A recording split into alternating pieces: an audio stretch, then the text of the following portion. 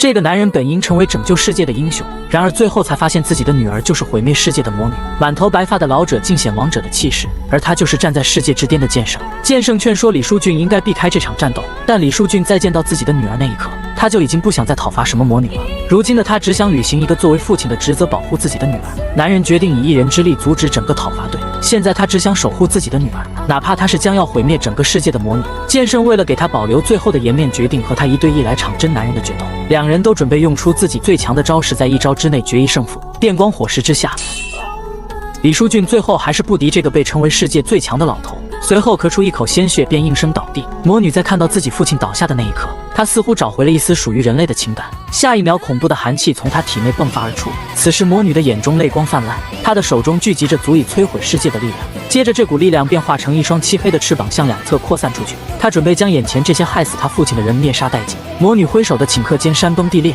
一众猎人在瞬间便被魔女秒杀，而无力回天的男人也被席卷在一堆乱石之中。李书俊在闭上眼的那一刻，只想回到过去，阻止自己的女儿堕入魔狱，这样他就能阻止这场灾难了。在他意识逐渐消散的时候，曾经的一幕幕就像走马灯一样从他脑海里划过。李书俊以为自己的人生就这样结束了，但这时世界仿佛听到了他的心声。李书俊再次睁开眼时，他竟重生回到了2025年。李书俊不可置信地看着眼前年轻面庞的自己，更不可思议的是，在他重生的时候，有着一道声音提示他要完成任务。正当他还在愁眉苦展的时候，一声门铃惊醒了他。开门出现的竟然是自己逝去的女友恩惠，并且他惊恐地再次看见了自己的女儿李雪儿，而这一世他的任务就是要改变李雪儿的5种不幸。这个男人的女儿竟是毁灭世界的魔女，这一切的缘由都是因为他的冷漠。当初他的女友怀上了他的孩子，但没有能力抚养，只能找到他帮忙，但他却害怕担起父亲的责任，冷漠地将他们置之门外，甚至说出雪儿有可能不是他的孩子这种话。年幼的雪儿还对自己即将终于能拥有自己的父亲而抱着美好的幻想，但这天发生的一切也成为了他一生不可磨灭的阴影。无依无靠的恩惠在巨大的压力下选择了了结自己的生命，最终雪儿还是由书俊抚养长大。然而他因为成日忙于工作而疏忽了对雪儿的照顾，雪儿也因为常年累积的负能量堕落成了魔女。怀着内疚之心重生后的李书俊终于明白了自己的错误，现在他想要给雪儿加倍的爱来弥补自己犯下的过错。找上门来的恩惠本来也不抱太大希望能让李书俊接受他们，然而这时主动关心着雪儿的李书俊让恩惠大吃一惊，甚至还邀请他们进到家里。而这也是李书俊第一次看见自己的女儿发自内心的笑容。在恩惠的印象里，他并不是一个会做家务的男人，但在他们来到家里后，李书俊竟然在忙前忙后的做起了家务，而且还主动陪雪儿玩耍。这一切让恩惠感觉就像活在梦里一样。这时李书俊问起恩惠当初为什么要和他分手，他是因为李书俊坚决要入伍才提的分手，而且他也是在分手后才知道自己怀上了雪儿。不想再牵扯到李书俊的他决定独自将雪儿抚养长大。然而现实并不如他所愿，某天他们遭遇了一场重大事故，他们唯一赖以生存的房子被烧毁殆尽，从那以后他们也就没有能去的地方了。但一生要强的恩惠不要求李书俊对此负责，他只恳求李书俊能收留他们一段时间。李书俊二话没说就答应了他的请求，甚至还主动帮他们整理出房间。李书俊的暖男行为再次让恩惠感到晴天霹雳，因为他所认识的李书俊只是会到处惹事的男人。然而现在这种阳光的举动让他又有了一丝心动。下一秒，李书俊居然问他要不要结婚。突如其来的问题差点没把恩惠呛死。而李书俊之所以会想要结婚，也是想为自己做过的事负责。他想要尽可能的挽回一切，因为上一世恩惠的死让他明白了当初他们在一起的时光是有多珍贵。但还没接受李书俊的恩惠并不想这么草草的决定这件事。李书俊也明白不可能因为自己的一点表现就能得到恩惠的谅解，他决定从现在开始慢慢的让恩惠接受他。晚饭过后的恩惠说起了自己决定要当猎人来赚取生活费，这句话让李书俊心跳疯狂加速，因为这是让雪儿不幸的原因之一，而这也是因为他改变了对雪儿的态度，才导致世界线出现了和上一世不一样的情况。这个男人的女儿是想要毁灭世界的魔女，她没有选择守护世界，而是站在了他们的对立面。这一切的缘由都要从25年前说起。在这天安静的世界，突然发生了一件惨绝人寰的事件，无数的裂缝凭空出现在世界各地，裂缝中冲出了各种强大的怪物，想要侵占人类的世界。那一天，无数的生命被无情带走，人类也即将到了灭亡的边缘。但幸好有着一群特殊的人类，他们能够吸收裂缝中释放出来的曼娜，拥有了特殊的能力，而这群人便成为了世界最后的希望。世人也将他们称之为猎头。恩惠也同样有着这种特殊的能力，他准备利用这种能力加入行会来赚取雪儿的生活费。李书俊在上一世同样有着加入行会的经验，但这诱人的报酬背后却全是资本家早已挖好无数的坑。一旦和行会签订了合同，就如同卖身契一般，将自己卖给了行会。行会会利用合同中早已布下的漏洞来绑定猎头，并且让猎头们欠下高额的贷款。李书俊为了不让恩惠踏入这天坑，主动提出要将他培养成猎头。而他的这种举动让恩惠感到有点不习惯，因为分手前的李书俊还是个不明事理的毛头小子，但在这些天他亲眼看见不遗余力地照顾着雪儿的李书俊，不禁让他觉得李书俊越来越像个爸爸了。在恩惠去应聘公司的时间里，李书俊带着雪儿在街上玩耍。雪儿一看见美味的冰淇淋，顿时就走不动道了。这时他突然想起了恩惠应聘的那家行会，在重生之前，他就因为这家行会利用各种肮脏的手段，让他欠下了巨额的债务，而他的一生也因为这霸王条款只能在战场上度过。恩惠也因为行会给出的巨大压力下艰难生存着，最后还没来得及展示自己的才华，就早早离开了这美丽的世界。而恩惠的逝去让雪儿失去了生活下去的希望。李书俊清楚地知道这就是雪儿的5种不幸之一。他回过神来，才发现雪儿一脸惊恐地看着眼前的冰淇淋。雪儿一脸委屈地说道：“妈妈变成了外星人。”这一切的误会是因为冰淇淋的名字就叫做妈妈是外星人。店员看见雪儿过于可爱，还给她加了2倍的量。李书俊自豪地感叹着恩惠基因的强大，但当他看向雪儿时，他才不禁想到自己从来都不知道雪儿喜欢吃冰淇淋。曾经的他，所有的时间都基本在外面度过，每个该陪伴雪儿的瞬间，他都将雪儿独自丢在家中。甚至他唯一听到的一声爸爸，是在雪儿被人抢走的时候。突然城市传来一阵急促的警报声，这就表示有新的裂缝即将生成。这种毫无征兆发生的裂缝，就连前世的李书俊都没遇到过。现在还没经过训练的他，只能带着雪儿连忙逃跑。他只能祈求裂缝不要给他们遇到。然而下一秒，他们的面前就凭空出现了一道空间裂缝，裂缝中间一只眼睛正盯着他们。这只次元凶兽好像看上了这对可怜的人类父女。随着次元壁不断破碎，街上的众人皆是奋力地奔跑着。李书俊父女赫然也是位列其中。随着女儿的尖叫，李书俊猛然回头，只见那只可怕的次元巨兽正朝他袭来，仿佛想用那双巨大的牛角和他贴贴。李书俊朝着一旁快速翻滚而出，险之又险地躲过了一劫。他焦急地望着女儿，让她躲到一旁的小弄堂之中。安顿好女儿的他转过身，认真地观察起了这只巨兽。他仿佛盯上了李书俊一般，伴随着他蹄子猛地蹬地，迅速地朝前冲去。而正在李书俊不知所措之际，他的余光却瞥见了一旁的扫帚。一个大胆的想法油然而生，他拼命似的朝扫帚扑去。女儿惊慌地望着战场，一截断裂的扫帚从烟尘中飞了出来。难道李书俊死了吗？但谁曾想烟尘散尽，只见李书俊一个潇洒的背跳越过了冲来的巨兽，稳稳地落地，脚上正被一股名叫曼娜的能量包裹着。酷爱阅读的他曾在一本书上看到过此怪物的弱点，很快他便把能量从脚上转移到了手上。他严阵以待地面对着怪物，只见他又猛地踏起了牛蹄，朝着李书俊冲了过来。见此情形，李书俊把所有的力量都灌注在了右手，然后伴随能量的爆发，木棍裹挟着能量一往无前地朝着怪兽的眼睛破空而去。只听咚的一声，木棍命中了冲来的怪物，正中目标。这一击贯穿了巨兽的眼睛，巨兽不甘地呜咽着，然后轰然倒地。可是巨兽倒地造成的猛烈震动，使得一旁女儿躲避的地方发生了坍塌。就在女儿即将被落石击中之际，一道身影挡住了她眼前的光亮。只见作为父亲的李书俊用身体帮孩子挡下了落石，头破血流的父亲满眼溺爱地望着女儿：“雪儿，你没受伤吧？”这位父亲用身躯为孩子挡下了塌方的落石，全然不顾自己头破血流，只是焦急地问着孩子有没有事，宠溺地看着女儿，用残余的意识强撑着身体。在得到孩子的回应后，疼痛感才慢慢袭来，随即轰然倒地。孩子焦急地望着倒地的父亲，豆大的眼泪不断滴落。过了没多久，女孩身后走来了一个身影。李书俊依稀地望着来者，袖口的袖章显示着此人正是次元猎手。他们不断驱赶着怪物，并有序地救援着。看到这的李书俊缓缓闭上了双眼。随着暮色降临，一家医院内，恩惠焦急推开病房的大门，随之而来的便是女儿扑入怀中。她心不在焉地安抚着女儿，目光直直飘到了病床上包扎成木乃伊的李书俊。大难不死的李书俊也回望着恩惠：“放心吧，女儿，我保护得很好。”听到这的恩惠再也绷不住了，嚎啕大哭了起来。这可急坏了病床上的李书俊，他赶忙强忍着伤势起身安慰起了一旁痛哭的恩惠。看着怀里的女儿，恩惠这才平静下来。天色渐晚，李书俊神神秘秘地拉着她来到了一个偏僻的地方。先是几句话很快地概括了这次事件的情况，紧接着便问出了困扰他许久的问题：“关于女儿，有件事想问你。”就在当初对战次元巨兽之时，发生了一件奇怪的事情，一道强大的冰系魔法冻住了怪物的四肢，限制住了怪物的行动，这才导致了后续我命中巨兽的要害。而释放出这道强大冰系法术的正是我们的女儿。可说到这里，书俊却被一旁恩惠激烈的反应给打断了。震惊的恩惠究竟知道些什么，隐藏着些什么呢？时间真的会磨平爱意吗？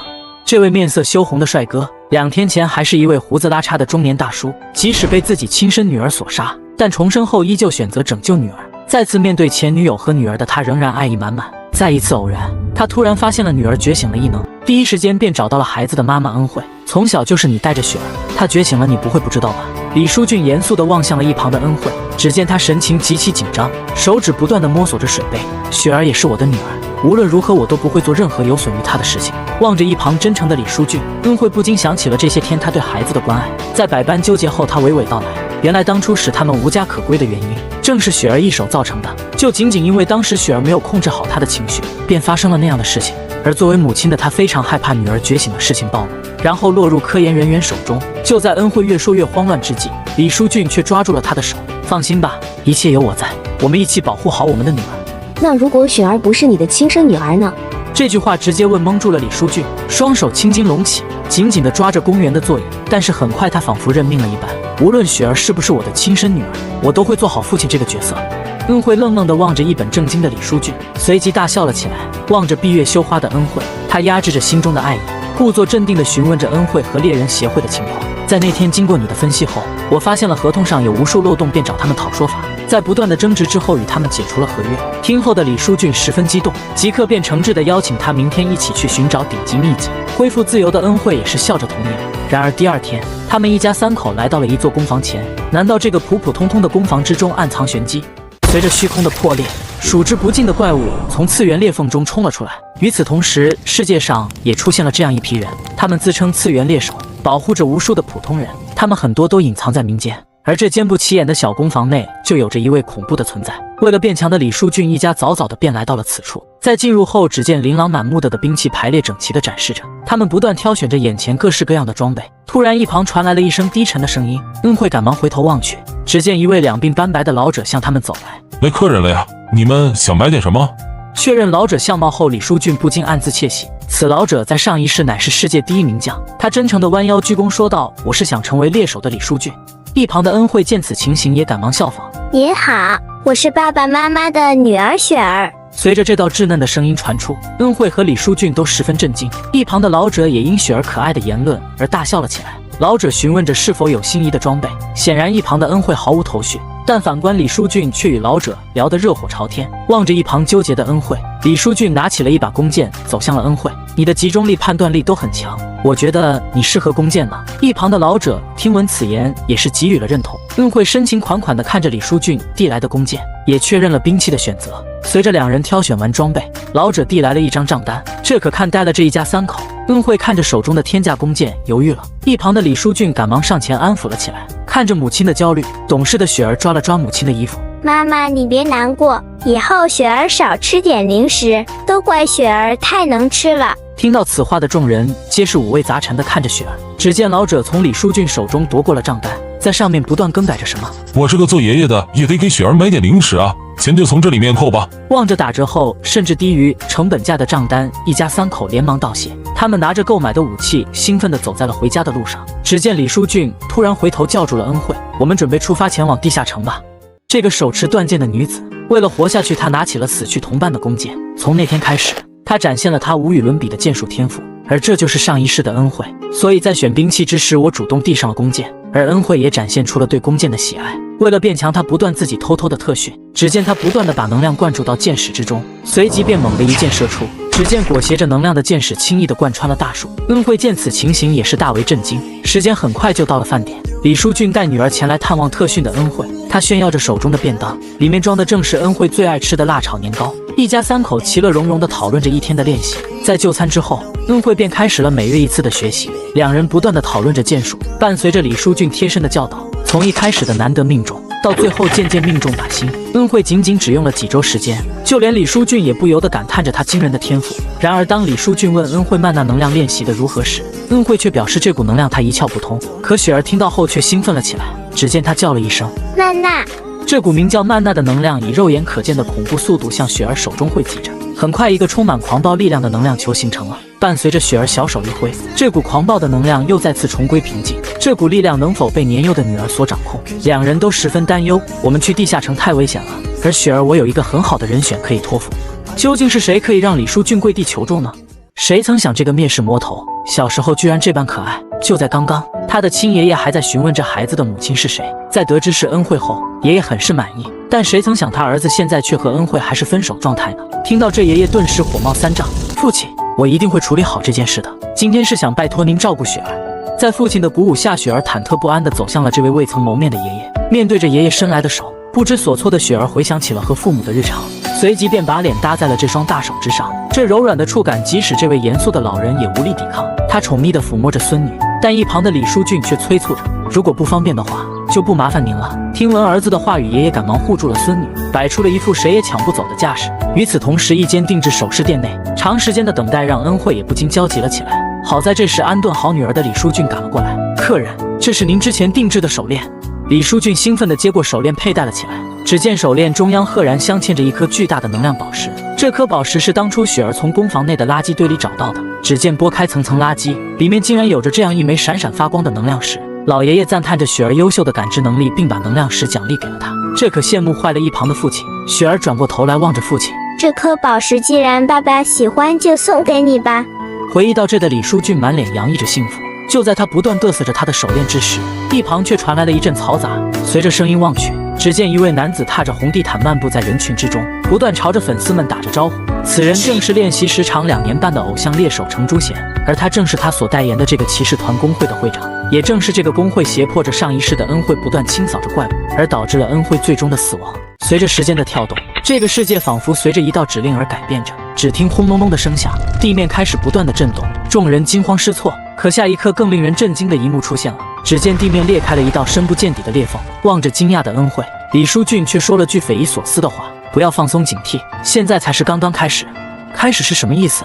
恩惠满脸疑惑地看着李淑俊，可没等李淑俊做出解释，一道声音便打断了对话：“生成地下城。”就在众人疑惑之际，殊不知在指令生成之后，无数双眼睛于深渊之中亮起，一只只恐怖的蜘蛛正悄然前行着。紧接着又是一道指令响起：“进攻山崩塌的百货店。”这下数之不尽巨大的蜘蛛皆是倾巢而出，它们爬出了深渊，朝着无辜的群众袭来。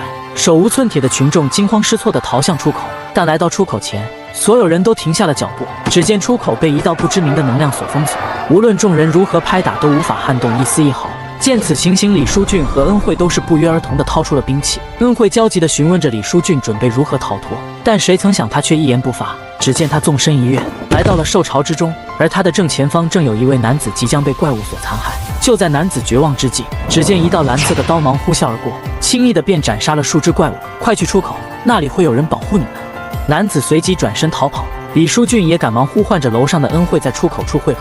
恩惠应声后也转身离去。商场出口处，一男子不断挥砍着刀刃，斩杀着一个个怪物。这正是偶像猎手程朱贤。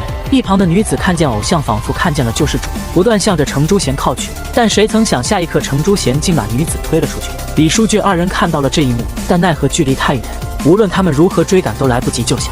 难道这位可怜的女子就要命丧于此了吗？随着地下城的开启，数之不尽的怪物从深渊中倾巢而出，眼看这小伙就要被这只巨大的怪物给残害了。下一刻，一抹金色的剑光展出，只见一名红发少女轻易地斩杀了怪物。望着少女自信的表情，众人皆是大惊失色，就连重生归来的李淑俊都泛起了迷糊。这个少女名叫高希言，在上一世她也是一位极强者，但她却并没有在这一次事件中出现过。好在随着怪物不断的增加，李淑俊很快清醒了过来。在场的众人皆是抱成一团，共同抵御着怪物。随着一弓、一箭、一刀、一枪，4人终于是保护着群众逃出了怪物的重重包围。事后的李淑俊和恩惠开心地交谈着，但他们殊不知，一旁始终有一双眼睛盯着他们。原来恩惠之前所拒绝的猎人工会，便是这位偶像猎人程朱贤所创建的。他不甘地看着恩惠优秀的简历，以为再无机会合作，但却没想到今日竟阴差阳错的在此相遇，想与之握手。但一旁的李淑俊却突然窜了出来，一把抓住了他的手，随后猛地发力。就在两人即将剑拔弩张之际，一位母亲抱着孩童哭喊着求救。只见小男孩的胳膊因为蜘蛛的毒素已呈现出紫色，李淑俊急忙为孩子做出了应急处理。但是如果想救孩子，只能返回地下城，杀死怪物首领，然后逃出来。可这时后方却传来了程朱贤的反对声：“这么危险，我可不会去，而且在场的猎手没有我的允许，他们也都不准去。”李淑俊忍无可忍，怒斥着他。闻言，就连向来温柔的恩惠都怒不可遏。我愿意和你俩一起去。李淑俊和恩惠吃惊地望向声音的来源，只见之前的那名红发少女走到了他们面前。眼看高希言和二人很快地便熟络了起来。你就这么想去送死吗？一旁的程朱贤阴阳怪气地说道。可谁曾想，此女子丝毫不惧。程朱贤先生，请你闭上你的嘴，毕竟以你的实力，早就该从猎人行业辞职了才对。程朱贤死死地盯着他，但却始终敢怒不敢言。那大家准备好，就一起出发吧，让我们打穿这地下城。这团蠕动的大果冻可不简单，它以人类为食。3名猎手经过千辛万苦，才来到了地下城的最深处，见到了这只怪物首领。他们小心翼翼地不断接近，可谁曾想异变突生，只见固定的钩爪滑落了下来，正在下降的恩惠应声落地，望着还在缓慢蠕动的怪物，众人悬着的心也是放了下来。没事的，姐姐。那家伙速度非常慢，可没等高希言说完，下一刻他却呆滞住了。只见一道巨大的影子快速在恩惠头顶落下，巨大的力量摧毁了他所在的位置。好在及时赶来的李书俊险之又险的救下了他。众人皆是震惊地看着眼前变化的怪物，只见原本只是一团液体组成的怪物，此刻它的内部却长出了骨骼，这赫然是无数人类骨头拼凑而出的一副变异骨架。完成变身的怪物双拳猛地捶下，无数的碎石和液体四处喷溅着。还好三人见此情形躲在了一处石墩之后。李书俊赶忙复述着之前做的攻略，这只怪物怕火，我们可以利用燃烧瓶不断干扰它，然后由他和夕颜展开它的保护层，最后由恩惠击碎它的内核。听完复述的夕颜开始热起了身，只见一股金色的能量慢慢浮现了出来，随后便一股脑的全部凝聚在了他双脚之上。只见他猛地窜出，身形不断闪烁着，很快怪物便注意到了他，不断的挥洒着液体向夕颜袭去，夕颜也不断躲闪。随着怪物这一阶段最后一击结束，只见他一个急停，与此同时双脚上的能量像着刀不断的汇聚，紧接着他猛然蓄力，周围狂暴的能量都朝着他不断的涌来。随着蓄力的结束，夕颜陡然张开双眼，望着这个高大他数倍的怪物，却没一丝犹豫，如同一道闪电般不断在怪物身上穿梭，一刀又一刀的挥砍着怪物。每当他一刀斩出，怪物的身体随之撕裂。随着他高高跃起来到怪物头顶，他砍出了他的最强一招，名曰一刀两断。果冻里面长骨头，果冻里面长大大的骨头，这就变成了怪物领主。这个世界也太草率了吧！可偏偏就是这样一只草率的怪物，却极强无比。只见夕颜一跃而起，随后猛地一刀斩落，可奈何这个怪物直接抗性拉满，刚刚劈开的伤口就迅速恢复了。而且可怕的不仅如此，砍入怪物体内的宝剑遭到了严重的腐蚀。就在夕颜即将死于怪物爪下之际，突然一个瓶子飞了过来，下一刻李书俊猛地一枪挥出，击退了怪物的利爪，并打破了瓶子。瓶子内部的黄色液体四处飞溅，这是油。李书俊回头催促着发愣的夕颜赶快逃跑。只见浑身裹挟着油渍的怪物甩出了数团腐蚀性极强的液体，粘液如海啸一般向他涌来。就在这千钧一发之际，远处一只染着火焰的剑士飞快地从夕颜身边穿过，击中了一旁裹挟着油渍的怪物。大火迅速地在怪物身上蔓延，远处的恩惠依旧保持着射箭的动作，在看见怪物燃烧，才放下了架势，松了口气。很快，怪物体表的粘液不断被火焰所融化，它的内核也逐渐显露了出来。看见内核后，夕颜和李书俊疾步向前冲去。怪物在烈火中痛苦地咆哮着，看见冲上前来的众人，还企图负隅顽抗一番。他甩出了仅剩的粘液，只见恩惠快速抽出箭矢，随后猛地数箭射出，数道箭矢皆是精准地阻挡了怪物甩出的粘液攻击，为一旁冲上前去的两人扫成了阻碍。两人皆是把力量全部附着在了武器之上。在怪物错愕的目光下，李书俊猛地跃起，望着怪物近在咫尺的内核，一枪猛地砸下，给我碎！在这妖魔齐出的时代，总有着这样一群逆行者，他们明知危险重重，但是为了无辜群众的安危，他们一次次的选择着负重前行。而事成之后，他们不会像那些所谓的明星猎人展露锋芒，只是默默的与一旁等候的家人团圆。伴随着李书俊最后一枪猛地砸出，他们终于是结束了战斗，斩杀了怪物首领。在外等待的女儿仿佛接受到感应一般，回头望去，爸爸妈妈他们要出来了。听闻此言的爷爷震惊不已，两人赶忙不断的四处张望着。雪儿目光一动，随后小手一指，爷爷顺着孙女指的方向望去，赫然是劫后余生的李书俊和恩惠等人。雪儿激动地朝着父母跑去，而李书俊和恩惠也开心地把女儿揽入怀中。一旁的夕颜看着眼前的小女孩，满头问号。见此情形，李书俊赶忙互相介绍，望着其乐融融的一家，夕颜不禁也羡慕了起来。姐姐你好漂亮啊！雪儿突然的一句话，顿时击中了夕颜的心窝。谁曾想，这个面对无数怪物都临危不乱的夕颜，此刻竟被小女孩的一句话而手忙脚乱。与此同时，不知道雪儿在李书俊耳边说了些什么，她的目光伴随着女儿小手指的方向，看见了人群之中的父亲。只见父亲阴沉的脸仿佛都要滴出水一般。李书俊见此情形，内心暗暗叫惨。果不其然，一回到家，三人便齐刷刷地跪在了父亲面前。父亲望着眼前的一幕，顿感无语，他恶狠狠地瞪了李书俊一眼，随后便看向了一旁的恩惠。孩子，我们单独聊聊吧。正是这样一位神箭手，在他的猛攻协助下，众人合力击杀了地下城的怪物首领，而现在他却因为见老丈人而困扰不已。只见老丈人支开了一旁的孙女和李书俊。孩子，你讨厌书俊吗？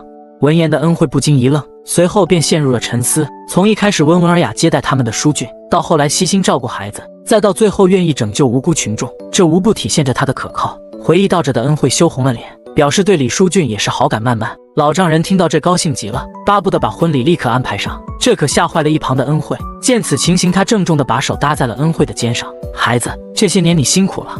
年纪轻轻的恩惠当年一个人生下了孩子，顶着无数人的流言蜚语，毅然决然地独自抚养着嗷嗷待哺的雪儿。为了能养活孩子，他干过销售，做过售货员，搬过杂物，他动摇过无数次，可每望向手机中的号码，他都一次一次地坚持了下来。哪怕后续女儿重病，高烧不退，他依旧只依靠着自己，独自坚守在病床前。突然有一天，一股狂暴的寒冰之力从雪儿体内爆发，雪儿惊慌失措地扑入恩惠怀中。恩惠见此情形，赶忙安抚她，仿佛看到了未来女儿的能力暴露后所带来的不幸。从那天起，她便一直活在恐惧的阴影之中。回想到这，泪水不受控制的滴落，流泪满面的恩惠捂着嘴，尽可能不发出哭声。这个坚强的女人就这么默默地哭泣着，害怕惊扰到屋外的父女二人。伴随着母亲打开房门缓步走出，女儿兴冲冲地扑入了母亲怀中。恩惠也因此一扫阴霾，开心了起来。后方的李书俊也凑上前来，要开始新的征途了。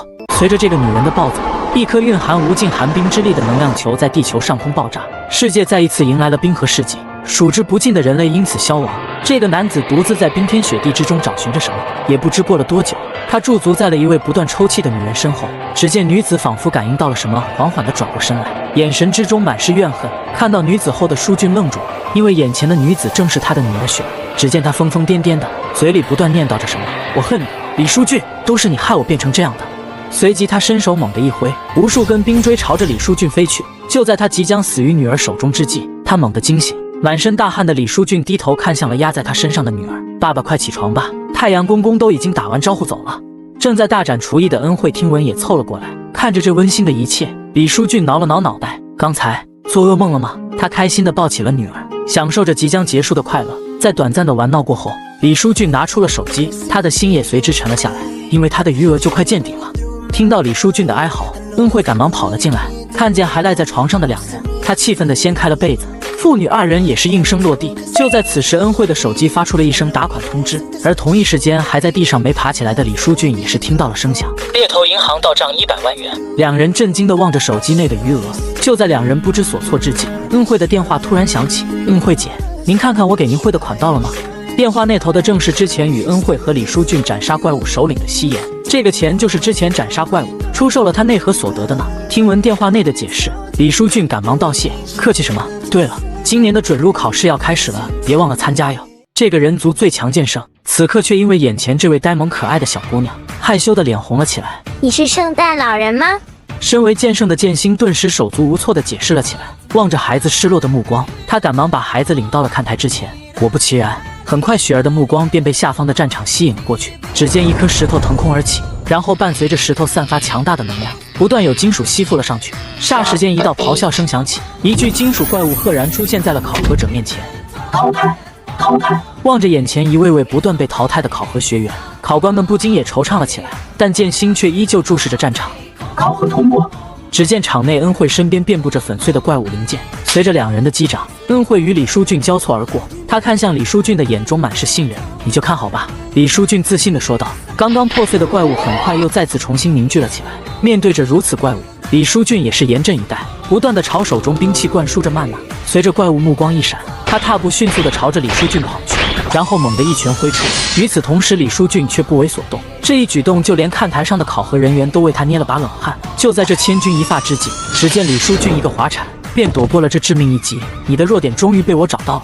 突然，怪物一拳快速地砸了下来，只见李书俊高高跃起，不仅躲过了攻击，还稳稳地落在了怪物的背上。他持枪猛地一戳，长枪深深地嵌入了怪物的后颈。随后，李书俊猛地一踢枪头，裹挟着能量的长枪轻易地划开了怪物的后颈。紧接着，李书俊又是猛地把手插入其中，伴随着咔嚓的声响，只见他徒手掏出了怪物的内核。这场战斗就到此为止吧。与此同时，怪物轰然倒地，只听裁判宣布，D组29号考生通过时间14秒，合格。一时间，无数人的喝彩声此起彼伏。这时剑心才恍然大悟地表示，孙女真的好眼光，并且连连称赞，不仅掌握了敌人的弱点，而且一次性就解决了敌人的攻略方法，取出了内核。这个年轻人真的是后生可畏。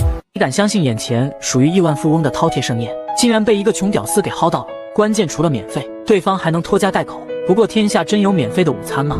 经过李书俊二人通过了考试，这时的李书俊本想带着恩惠和女儿下馆子，去犒劳他们这段时间的不易，可没想到高希言早已经订好了酒店。此时看着一桌子琳琅满目的名贵菜品，一旁的雪儿已经是迫不及待的想要吃了，就连刘恩惠也不得不称赞这是何等的美味佳肴。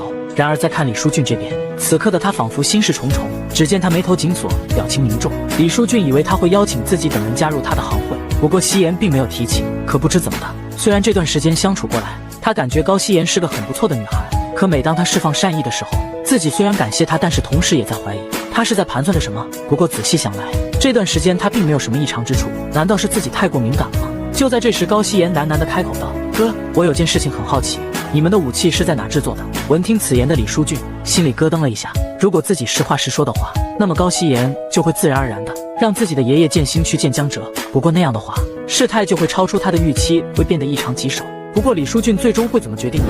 时间来到了晚上10点，此时的李书俊依然思索着白天高夕颜的那番话语。就在这时，刘恩惠走了进来，又随手递给他一罐酒。可他没想到李书俊陷入了沉思中，丝毫没注意走过来的刘恩惠。此时他这番举动差点吓得李书俊原地归西。刘恩惠见李书俊这样，也顾不得喝手中的酒，连忙询问他怎么了。这时李书俊无奈地解释道：“你还记得白天高夕颜拜托我的事情吗？我这回再给他发短信帮他介绍江哲。”不过此时李书俊还是担忧地想，刘恩惠说出了心中的不安，可很快他又否定了。他相信高夕颜是好孩子，肯定不是前世的那个身经百战的女孩，她是值得信任的人。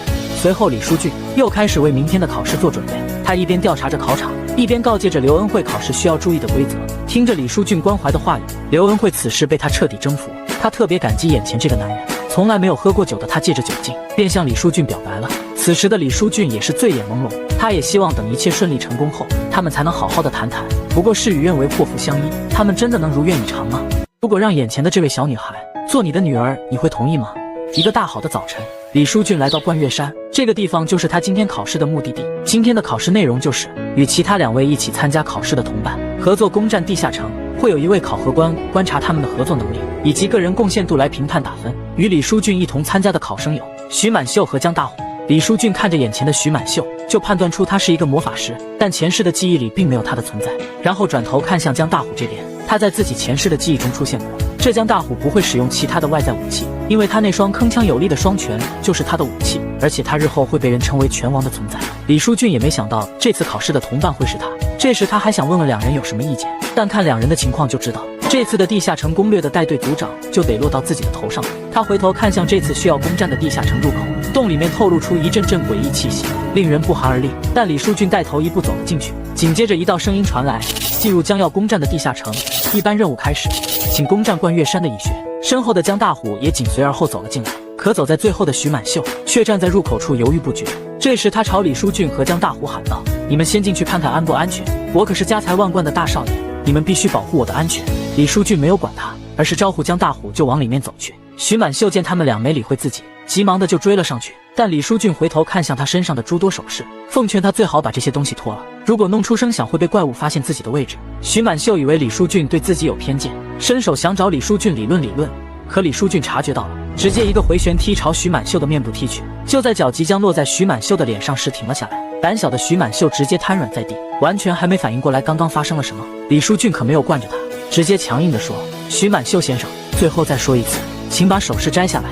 这时的许大少爷哪还敢再吆喝，连忙答应是，您说的对。随后李书俊便没有管他，喊上江大虎走吧。1个小时后，李书俊等人走了许久，中途没有遇到一只守卫的蚂蚁，只见到了布满墙壁的发光苔藓。就在这时，江大虎好像发现了什么，大喊道：他发现前面有一个巨大的深坑，周围几人纷纷朝深坑靠近，可刚靠近的徐满秀脚底一滑，直接朝下面摔去。但幸运的是，在掉下去的瞬间，他抓住了李书俊的长矛。旁边的江大虎赶过来和李书俊一起抓着长矛往上拽，加上下面徐满秀的不断挣扎，可没有一丝上去的现象。下一秒，徐满秀的背后猛地冲出来一只蚁猎，不等李书俊他们反应，直接把眼前的人拖拽下去。李书俊与江大虎不能眼睁睁地看着同伴被抓走，2人直接跳了下去。这时候该主角光环发挥了，进入隐藏地下城，开始特殊任务，请攻占蚁猎穴。紧接着2人出现在一个新的地方，周围布满了许多奇特的发光植物，前面不远处有一个出口，不知道它通往何处。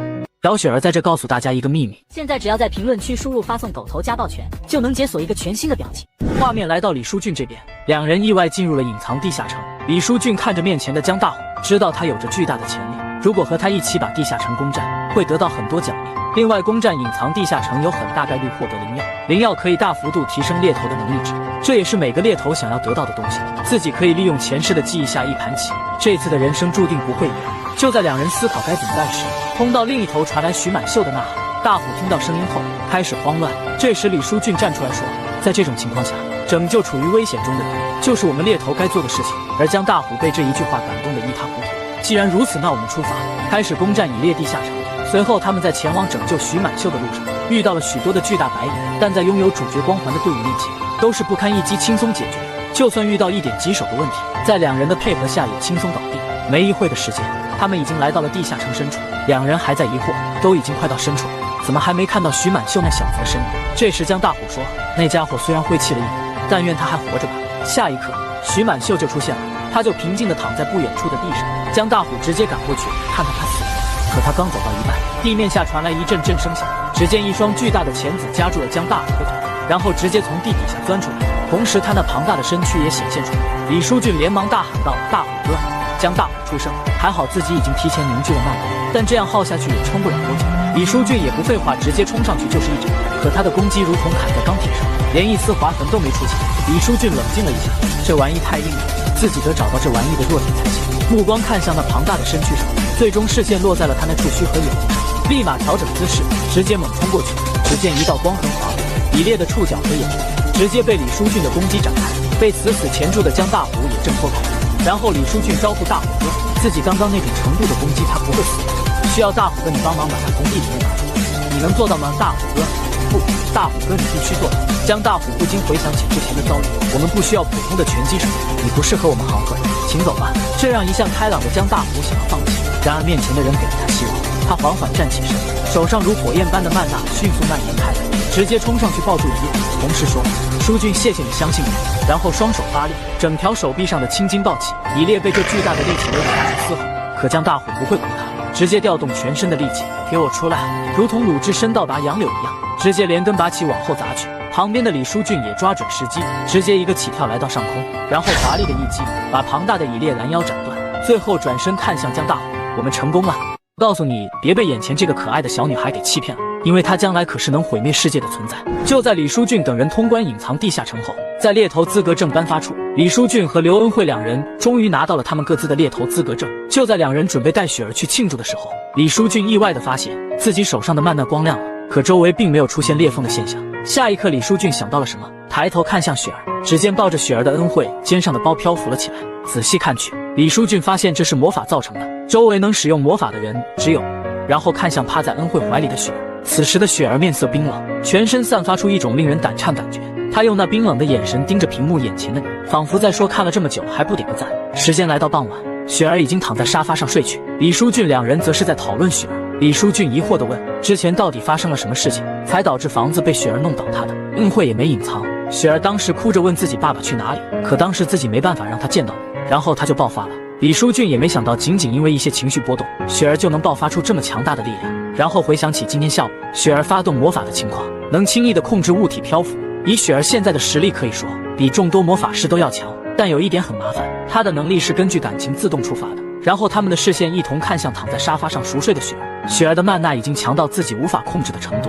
刘恩惠担忧地看向李书俊，有没有什么办法解决这个问题？再这样下去一定会有人受伤，到时候雪儿也会变得很危险。这时李书俊表示有一个办法，在李书俊重生之前，雪儿一个人在家里也经常控制不了自己的曼娜，但那也是几年后才发生的事情，只是没想到这次重生以后提前了。雪儿的曼奈之所以变得很敏感，是因为周围的曼奈变淡了，解决方法就是带她去曼奈多的地方就行。刘恩惠还在想哪些地方曼娜多些，但下一刻她瞳孔收缩看向李书俊，紧接着李书俊开口，没错，能满足这个地方的只有两个，一个是场地，而另一个则是地下城。这个外表呆萌可爱的5岁小女孩竟然拥有着深不可测的魔力，只要她大哭一声，房子都会直接坍塌，这股魔力会随着她的长大而增强，甚至可以毁灭世界。李书俊为了防止雪儿的力量随意释放，提议将她带到曼娜多的地方去。刘恩惠十分震惊，担心把雪儿带到如此危险的地方，万一受伤了可怎么办？看着熟睡的雪儿，书俊握紧拳头，内心十分不忍心。但雪儿有成为终极 BOSS 的潜力，他害怕女儿重蹈覆辙，就只能带她去这么危险的地方。刘恩惠紧紧握住了李书俊的手，安慰道：“虽然自己也不愿意让女儿经历这些，但眼下也没有什么好办法。”两人达成共识，现在当务之急是寻找去地下城和场地的方法。李书俊提议找拥有地下城和场地的人帮忙，他第一时间想到了高希言，两人带着雪儿来到了高丽建家门口。得知他们的到来，高希言亲自跑来迎接，雪儿激动地扑到高希言怀里。李书俊摸着头，不好意思地告诉希言，自己有事情想拜托他。高希言热情地邀请他们先去自己家里。夫妻二人转头望向了这阴森森的台阶，顿时感觉十分为难。终于费尽千辛万苦才到了希言家，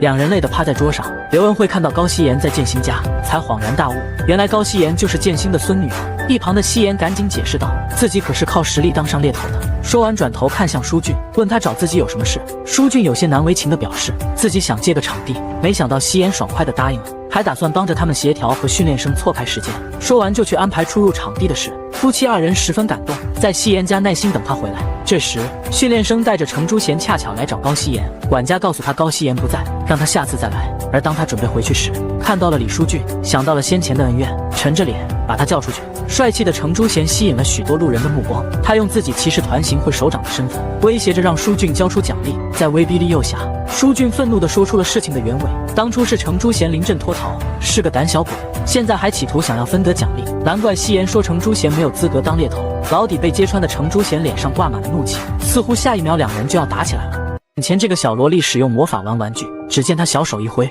那玩具瞬间就漂浮在空中，谁都猜不到这个呆萌可爱的小女孩长大后会是一个大魔王。出去安排场地的高希言终于回来，得知李书俊被程珠贤带出去谈话，想到程珠贤的为人，高希言感到十分不妙。刘恩惠也开始担心起丈夫的安全。而此时在门外谈话的程珠贤和李书俊打了起来，程珠贤忍受不了李书俊揭穿了他的老底，于是恼羞成怒，拔剑刺去。好在李书俊反应及时，抵挡住他的攻击，两人实力相当，不分胜负。李书俊想到前一世的程珠贤用花言巧语胁迫刘恩惠，担心悲剧重演的他，于是决定一鼓作气解决掉程珠贤。然而正当他鼓足力量向前冲时，结果因体力不支倒在了地上。程珠贤不战而胜，内心十分雀跃，但想到一个新手的力量竟然和自己不相上下，又有一些后怕。他无法承认自己打不过一个新手，于是决定就地解决了李书俊，然后再伪造成训练事故。只见程珠贤高举手上的剑向李书俊身上砍去，李书俊无力躲闪，眼看着剑就要劈在自己身上时，剑心出现了，他一剑打飞了程珠贤手里的武器，随后拿出自己的佩剑，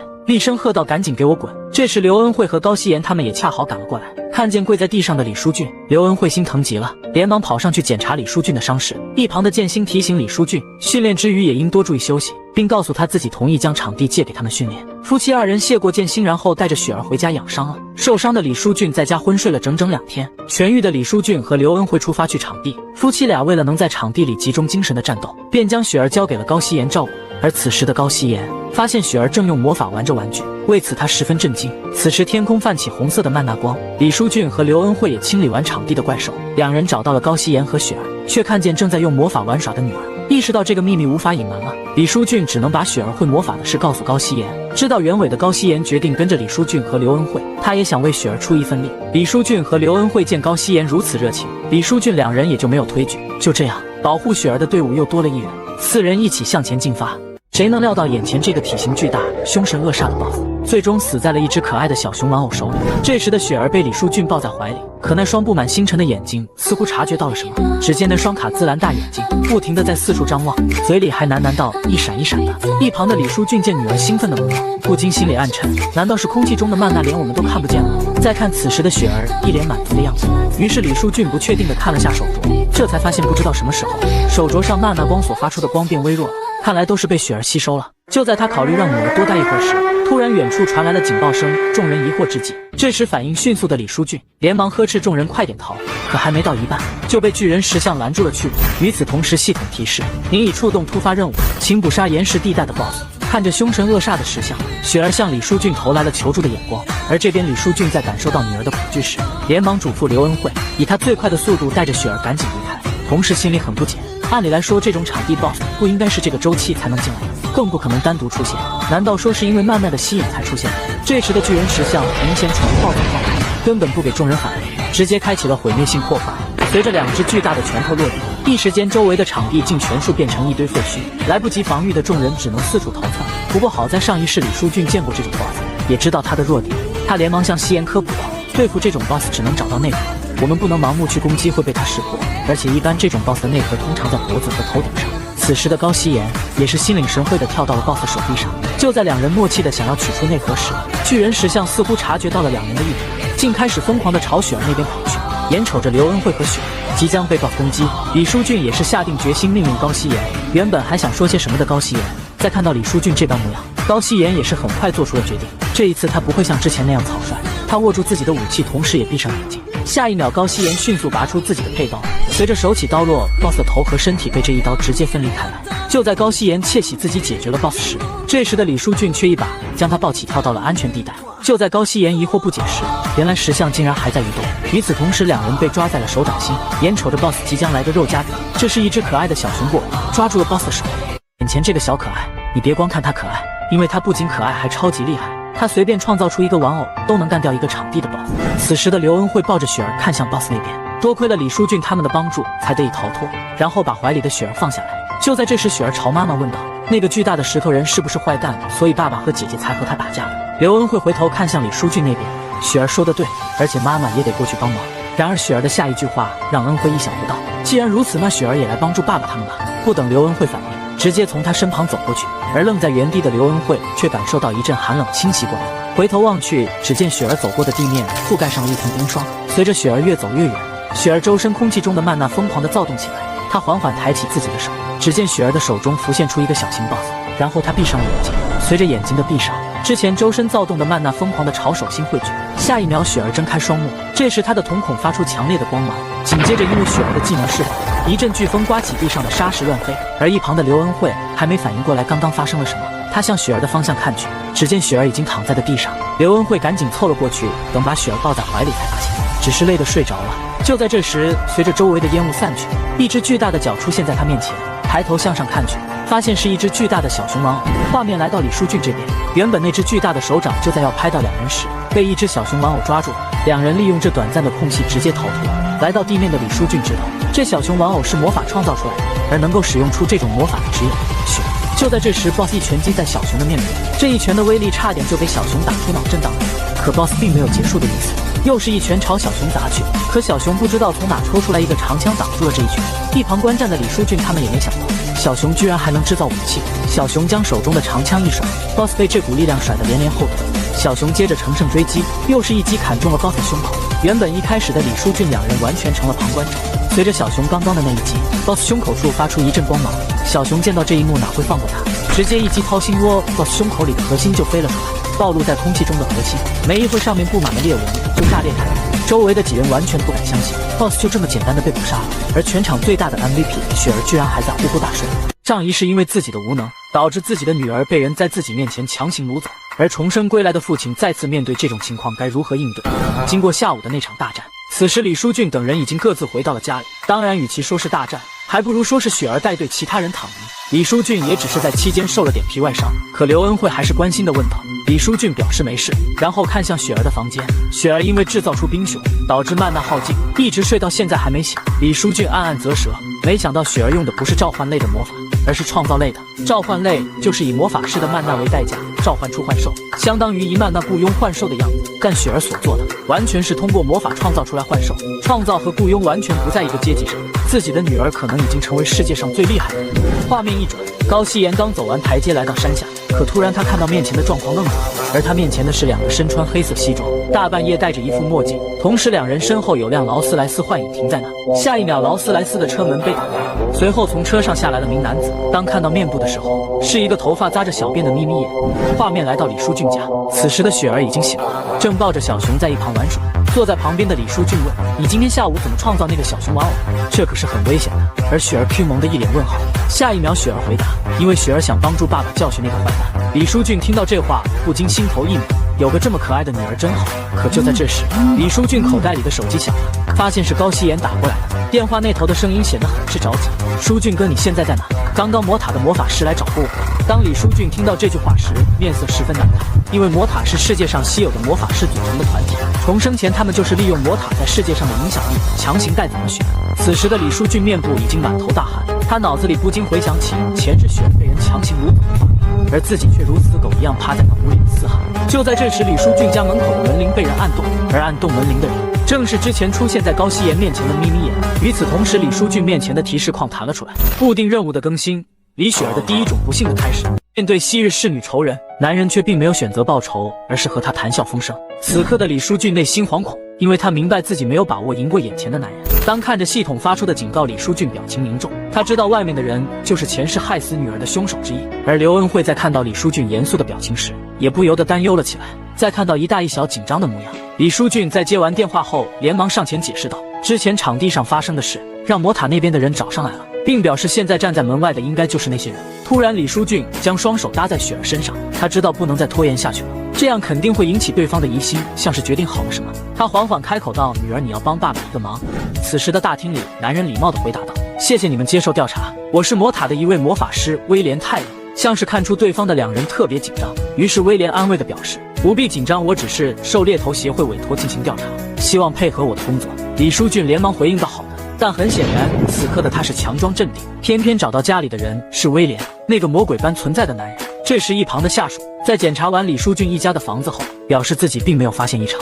此时听到这番话的李书俊这才松了一口气，幸好没有发现雪儿的曼娜，看来自己猜的果然没错。记得当时他让雪儿把自己的曼娜好好藏起来，那时候刘恩惠还不解，于是他只能简短地说出自己的猜想，表示女儿可能是控制不了自己的曼娜，甚至他猜测雪儿可能是比魔法师更厉害的一种存在。不过现在他只能赌一把，还好最终赌赢了。不过此刻疑心重的威廉依然在旁敲侧击的试探，甚至拿出了一张带有冰熊残骸的照片。李书俊属实没想到他们竟然能调查出这些痕迹，但此刻的他还是硬着头皮忽悠了一番。可威廉并不相信他的鬼话。不过两人虽然同时拥有强大的曼娜，可透过他那双眼睛，并没有发现两人拥有使用魔法的资格。于是他只好作罢，转身道谢后便离开了李书俊家。而在送走这位恶魔后，高希言的视频电话也在这时被雪儿接起。只见视频中的高希言一脸紧张地问道，雪儿没事吧？此刻的刘恩惠瘫倒在的靠着李书俊回答道，还好没有被发现，刚才真的是吓死了。雪儿也表示自己刚才太紧张了。可这时李书俊却诡异地发现，系统依然提示危机未解除。谁能想到眼前这个睡相呆萌的糯米团子，若干年后竟然是人人口中闻风丧胆的女魔头。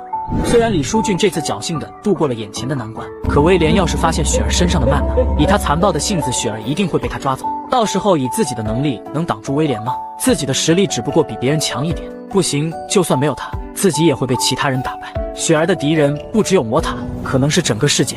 不过就算是整个世界，那他也选择站在整个世界的对立面，自己一定要变得更强大。在看见母女俩睡意安详的面庞，此时的李书俊下定决心，要动用自己可以利用的所有手段来保护他们母女俩。这时的李书俊来到了电脑面前，开始积极寻找着现实生活中对他有帮助的信息。经过一番忙碌后，此时的桌子上已摆满了勾画圈点的凌乱纸张。只见李书俊从中抽出了一张女子的信息。是的，他打算从这个女人先入手。就在1周后的新闻发布刊会上，此时的女人正侃侃而谈地介绍本次的高科技产品，而由她经手宣传的报道几乎同一时间霸占了头条。这时一旁的司机忍不住称赞到女人的办事能力，并关切地表示她一个人去不太安全。可此时的女人十分自信地表示自己绝对没问题，并叫她不必担心。随着车子的停止，女人从车上走了下来，只见那美妙的服装勾勒出那魔鬼般傲人的身材。此刻的她装扮得很清凉，这可给粉丝满满一波福利。在粉丝们的叫好中，女人自信地踏着步子在周围转了起来。不知不觉间，她来到了一所地下城。看着残破不堪的废墟，女人忍不住感慨，这地方怎么一个怪物都没有？不知怎么的，女人总感觉这座地下城有种说不出来的诡异。而也就在这时，突然一个背影从女人身后出现。就在女人警惕地以为是怪物，好在这时她看清了来人是附近的猎头。可当她张开口问附近的情况时，竟然直接被那人捅了刀子。下一秒吃痛的她立马捂住了自己的腹部，同时用另一只手颤颤巍巍地端着枪，怒骂道，你们这群疯子是因为没有什么可杀的就杀人吗？女人知道以她目前的状态根本敌不过对方，所以她只能故意拖延时间。好在这时李书俊突然出现了，3下5除2便解决了这俩混混。而此刻看到这一幕的女人惊诧的眼底中闪过一丝惊艳，疑惑地问，你是谁？怎么会出现在这里？而李书俊平淡地说，我呀，只是一个路过的猎头而已。个护女心切的父亲，他会为了女儿做些什么？仅仅只是女儿受到了一丝威胁，他就敢与整个世界为敌。此时在一栋叫高科技公司的房间里，李书俊救助的女人就是这个公司会长的女儿夏丽兰。这个高科技工会是当今泡菜国最有名的武器制造公司。这时的夏丽兰不停地刷着李书俊的资料，而且在得知他还有个女儿时，不由得感慨李书俊年轻有为的同时还有个这么可爱的女儿。此时的李书俊一时反应过来，眼前的这家伙是在调查他。病床上的女人显然料到了他的表情，于是开口解释道，自己就算躺着也可以随时弄到你的简历。随后又开口表示很感谢他救了自己一命，说着让李书俊把他的银行账户给自己。但此时的李书俊明显不在意女人的马内，只见他摆了摆手，说了一声不用。然而一旁的女人却以为给的少了。就在他继续追加马内时，这时的李书俊疯狂的摆手，表示真的不用。于是女人只好作罢，同时也对李书俊多了几分好感。李书俊深知，尽管这是一个非常具有诱惑力的提议，他甚至可以利用女人打回来的巨款，用前世的记忆投资到不同的领域。但他知道，如果收了这笔钱，自己与他的缘分就会到此为止。而这时的女人看他对马内不感兴趣，于是将自己手里平板上显示的资料递给了他作为礼物。李书俊看到这份委托资料，表情明显的僵直。此时的女人又补充道，你可以看一下这份资料再做决定。视频画面上显示着关于虎穴地下城的相关的最新消息，表明组织派遣的一支队伍在这所地下城中最后竟无一人生还。而影视的最后画面上赫然显示着，当时大家都走散了，只剩下队长一人。那怪物似乎能模仿人的声音，队长被那怪物蛊惑了，以为是队友，结果就被怪物残忍杀害了。随后女人又向李书俊递给了当时队长惨死的照片，接着淡淡开口道，本来应该由他亲自去调查，可奈何现在的身体受了伤。这时接过照片的李书俊不停地仔细打量着眼前的照片，突然他好像发现了什么，于是他向女人问起了怪物的下落，接着又表示自己一人打算前去看看。可听到李书俊这番话的女人却在此刻一脸震惊，她不敢置信地盯着眼前的李书俊，你疯了吗？一个人去可以说相当于送死，之前已经有一支队伍去了，最后都全军覆没。可此时的李书俊戏谑道，难道你不是为了测试我的能力吗？那我就让你看看我的能力如何。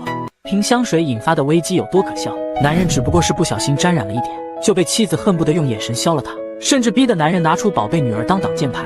此时的夏丽兰看着窗外李书俊离去的背影，这时一旁的保镖不解地向女人问道，他这样能行吗？但这时的女人却是很自信地表示，他可不像那些虚张声势的臭鱼烂虾。随后用手撑着下巴，看着窗外意味深长地思考着什么。随着夜幕的来临，忙活一天的李书俊拖着疲惫的身子终于回到了家。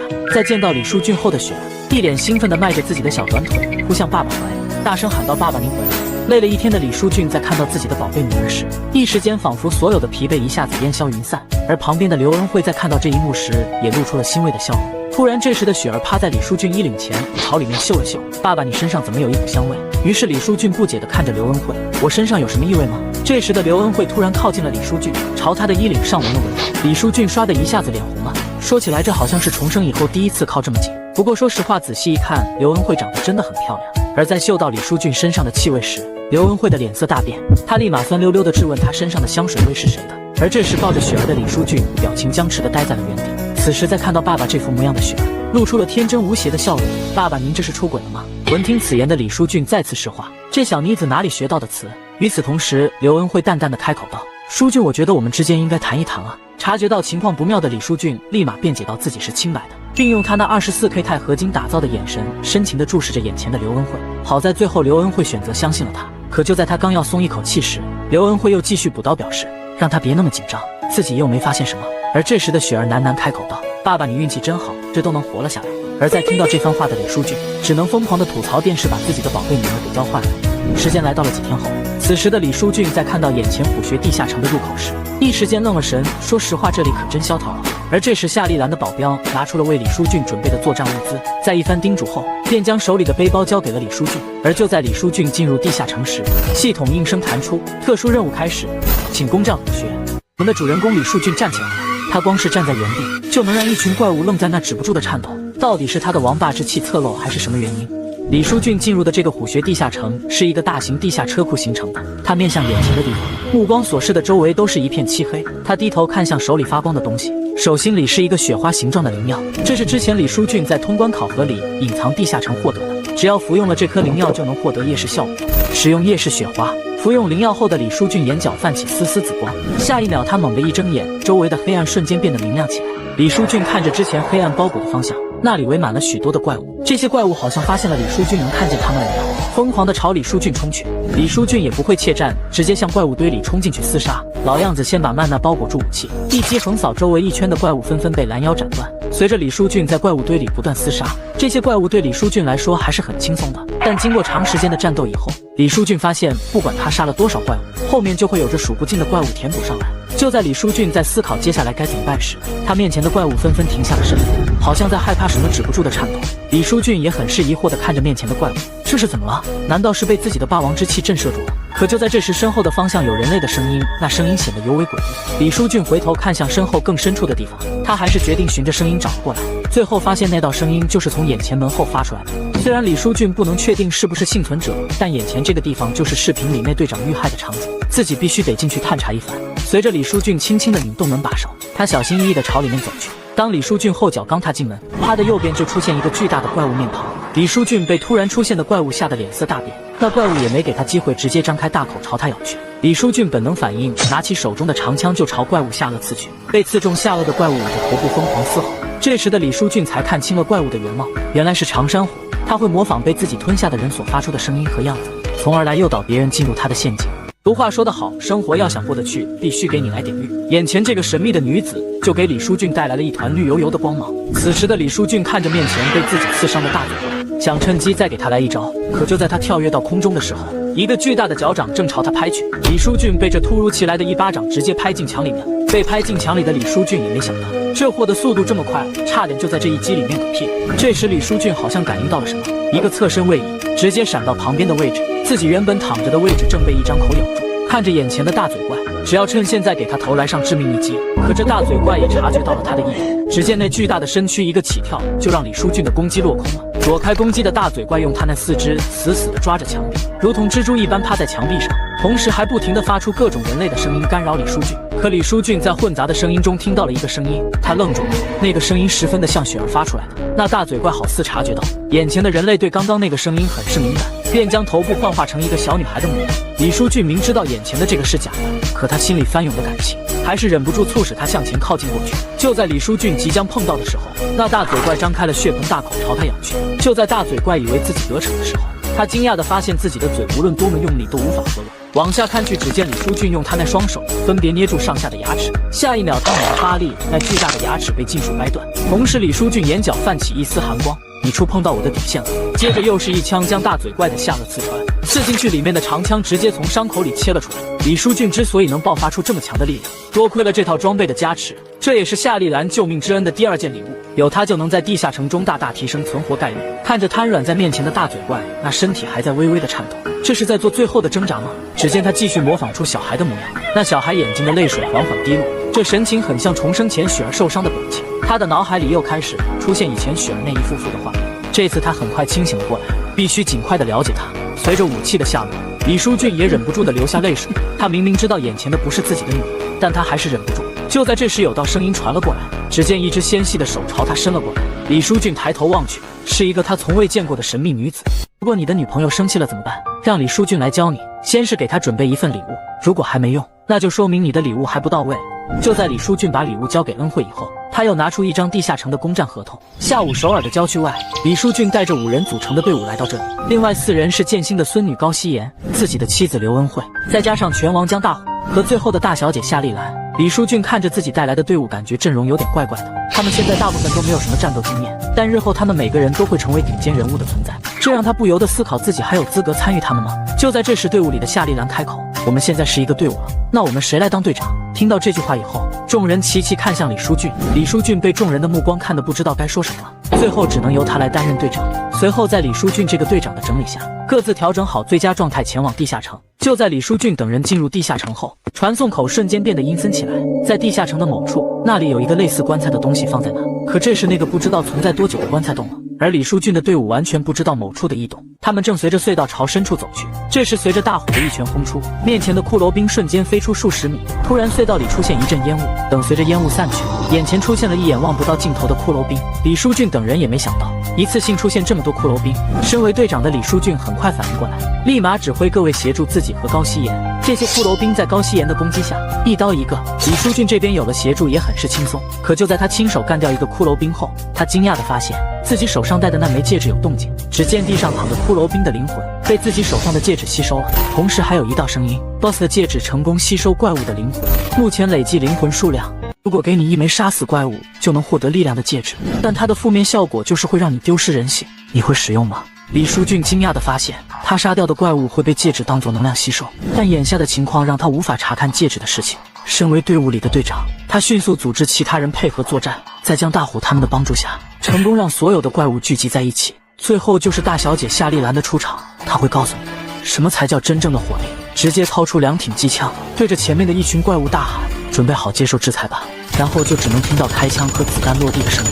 经过大小姐的清扫以后，地面上只有一大堆的怪物尸体和子弹。江大虎和高希言没想到夏丽兰这么有钱，因为世界异变以后，所有的热武器都伤不到怪物，使用热武器必须使用地下城的特殊金属做出来的子弹，才能对怪物造成伤害。但这种子弹一枚就是普通家庭的1个月的工资，所以夏丽兰的举动才让其他人大为吃惊。但大小姐却表示，钱留那么多干嘛？就是要在该用的时候就用啊！李书俊看着面前地上一大堆的怪物，默默地走到一个尸体前，拿起武器就是对尸体一顿戳。果然他的戒指又有反应了，只有杀死怪物的时候这枚戒指才有反应，但他还不知道这枚戒指吸收灵魂有什么用。现在人多眼杂，等回家的时候再慢慢观察。后面的路程他们也遇到了怪物，在他们团队的合作下轻松搞定。经过一段时间后，他们终于来到 BOSS 房间前。在李书俊等人打开门后，映入眼帘的是一个空阔的房间，只能看到一个跪地的骑士和一口棺材。众人缓步走进房间，突然地面上出现许多洞孔。李书俊精锐地察觉到了，大喊：“大家快散开！”他话音刚落，那些洞孔里冒出一堆堆的尖刺。好在大家都躲过了陷阱。就在这时，跪在旁边的骑士动了。等他完全站起身的时候，那高大的身影出现在大家面前。这个女孩的命运特别凄惨，她被世人说为魔女，知道的人都想她去死。但好在她有一对爱她的父母。李书俊他们发现原本跪在旁边的骑士突然站了起来，骑士不等众人反应，直接提起大剑就朝最近的高希言砍去。好在最后高希言及时抽刀抵挡住了。远处的夏丽兰拿起机枪，对着骑士的头就是一顿扫射。他发现子弹居然破不开骑士盔甲的防御。另一边的刘恩惠趁骑士被夏丽兰他们吸引，一发弓箭朝他脖子射去。李书俊见脖子被射中后没有倒下，那内核要么在心脏或者头顶。他迅速跳跃到空中，拿起武器就朝心脏的位置刺去。体型庞大的骑士迅速伸出手，一把握住了李书俊的长矛。紧接着李书俊看向身后，他身后的高希言趁机用武器越过李书俊，一刀砍进了骑士的心脏。然而被刺中心脏的骑士并没有倒下，反而变得狂躁起来。高希言这边由于刚刚力气过大，砍进心脏的刀卡住了，一时半会拔不出来。刚好这时，骑士举起手里的大剑朝李书俊砸去。眼看大剑就要落到李书俊头上时，旁边有道身影冲了过来，直接朝骑士的手腕撞去。江大虎这一撞及时救住了李书俊的性命。紧接着他又想像树懒一样紧紧地抱着骑士的手腕，他那巨大的力气把骑士的手腕抱得扭曲变形了。李书俊放弃长矛，趁机抓住脖子上的剑矢，来到骑士的头顶上，一口气使劲地扎了下去。可最后还是差了一点距离，他有点不甘心。与此同时，骑士的手直接抓住了李书俊的手臂，如同拎小鸡一样，最后举到半空的时候停住了。骑士的眼睛死死地盯着李书俊的另一只手。李书俊发现他看的方向是自己手上的戒指。就在这时，一道迅猛的箭矢飞了过来，直接将骑士头顶上的内核一举击碎。正是远处的刘恩惠趁刚刚骑士的分神，才能够有机会射中。内核被击碎的骑士直接轰的一声往后面倒下。众人都走了过来，看着倒地的骑士。李书俊这边的戒指又有了反应，灵魂累计值已经达到了87，在进房间之前还是37，现在瞬间涨了50个。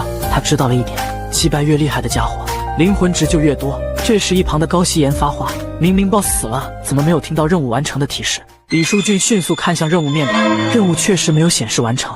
不知道是不是人在死之前，脑海里都会出现自己最爱的人。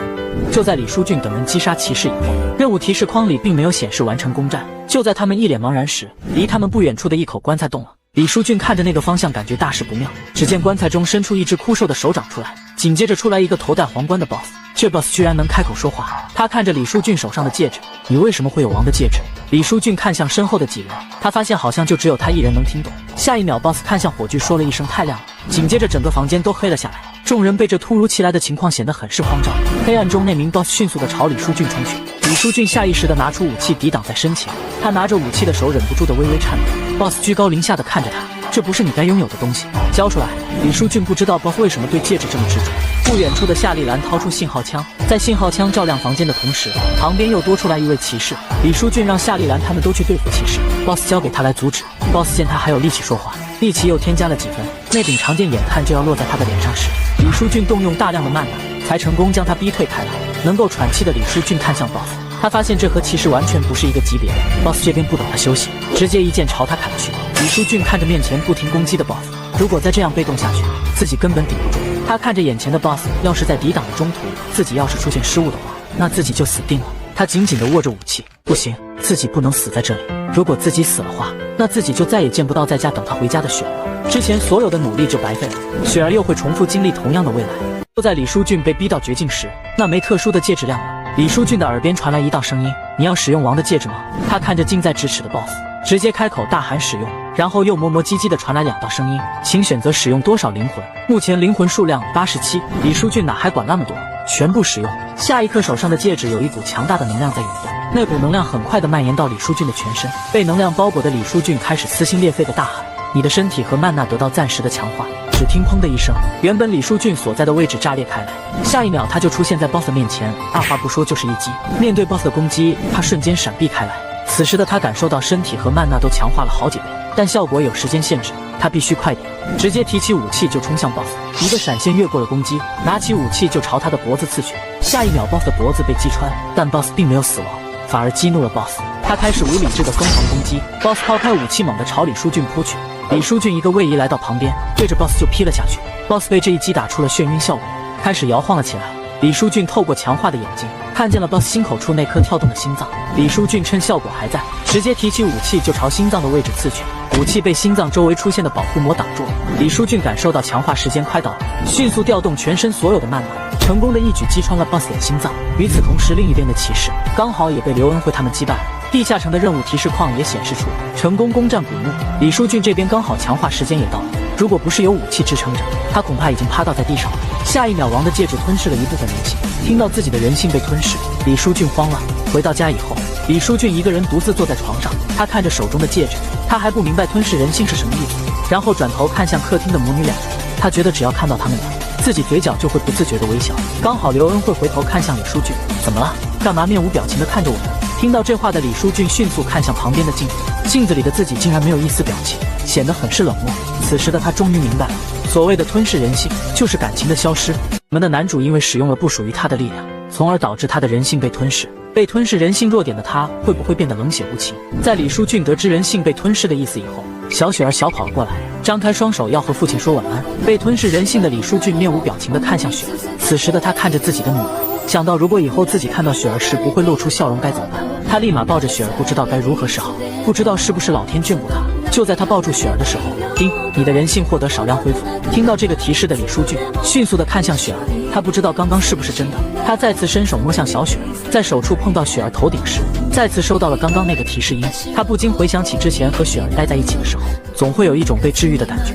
现在才发现这一切原来是真的。与此同时，李书俊的身体忍不住微微颤抖起来。下一秒，他将雪儿抱在怀里，使劲的贴。如果可以的话，他想一直抱下去。与此同时，另一个地方，威廉找到了程珠贤，他还在调查场地里那股特殊曼娜的原因。程珠贤表面微笑应对，可他其实并不想回忆起那天的画面，但他还是平淡的回答：“那不应该是场地里 boss 释放出来的吗？”威廉表示并不是 boss。威廉接着又问：“你有没有在那看到其他的人？”程珠贤摸着下巴回想起那天的事情，突然他好像想到什么。他那天在和李书俊争吵以后，意外的发现他们还带了一个小女孩去了那里。紧接着他就把这件事告诉了威廉。然而李书俊这边还不知道发生了什么，他正看着此时从古墓攻占获得的失忆药，吃了这个东西会提高体能全方位的增强，但会在一瞬间失去1年左右的所有记忆，所以他不知道这东西该怎么处理。这时一旁的刘恩惠走出来喊住发愣的李书俊，走过来坐在旁边，他含蓄地摸着嘴角说：“要不要一家子出去玩一玩？”李书俊也想起来重生归来以后好像还没怎么和雪儿他们一起出去玩过，便同意了出去玩这件事情。一个夜晚很快的便过去了。等到第二天的时候，雪儿睡意朦胧地看着外面的雨。这时李书俊说：“本来今天要出去玩的，没想到下雨了。”雪儿只听到今天要一起出去玩，她那卡姿兰大眼睛睁得大大的。当得知母亲的肯定后，下雨不能出去玩，她鼓着小脸蛋看着窗外。最后她走了出来，站在阳台上撅着小嘴看着外面的雨，举起小手指向天空，眼眸里释放出一股可怕的曼娜。只听一声停字传开，原本天空的乌云瞬间被一道光芒射穿。告诉你最好不要惹到可爱的小女孩，因为你不知道她们有多么强大。这个小女孩只是因为外面的雨影响到她出去玩，抬手就向天空一指，天上的一大片乌云被这一指吓得落荒而逃。就在几分钟前，威廉还在路边调查事情，但经过多处的走访，并没有得到他想要的信息。此时的他站在雨里显得很是失望，他想起程珠贤说的那个小女孩，不过很快便打消了这个念头。他看向天空不禁感慨，连老天都不帮自己。哎，下一秒，某处传来一个强大的谩骂，紧接着原本满天的乌云瞬间变成晴空万里。此时看着这一幕的威廉只想说：“我操无情！”画面一转，李书俊惊讶的下巴都快掉地上了。他看着天空中的太阳，他嘴里久久说不出一个字。这时雪儿兴奋地看着父亲：“现在没下雨，可以出去玩了吧？”李书俊看着雪儿，经过刚才的攻击，此时空气中应该会产生大量的谩骂。如果威廉那家伙还在泡菜国的话，紧接着他们三人一同出发，最终选择来到动物园。就在李书俊买票的时候说成人2张，幼儿1张时，雪儿倔强地说自己不是儿童。最后李书俊指了指售票说明，然后问雪儿现在多少岁了。小雪儿下意识就伸出5个手指头说5岁，下一秒她好像想到了什么，瞬间就沉默不语了。很快他们来到动物园里，他们在里面拍了很多照片留念。当雪儿看到自己和爸爸的合照时，以为自己头上长角，差点急哭了。在和刘恩惠合照的时候，李书俊又耍起了小心思。最后李书俊带着雪儿看了很多不同的动物，雪儿在此期间脸上挂满了微笑。这时刘恩惠走到一旁寻找人帮他拍个合照，刘恩惠和雪儿坐在长椅上喊着李书俊快过来。此时的李书俊见到这一幕他愣住了，紧接着他赶紧凑了过去。随着1、2、3的声音落下，他们拍下了第一个全家福照片。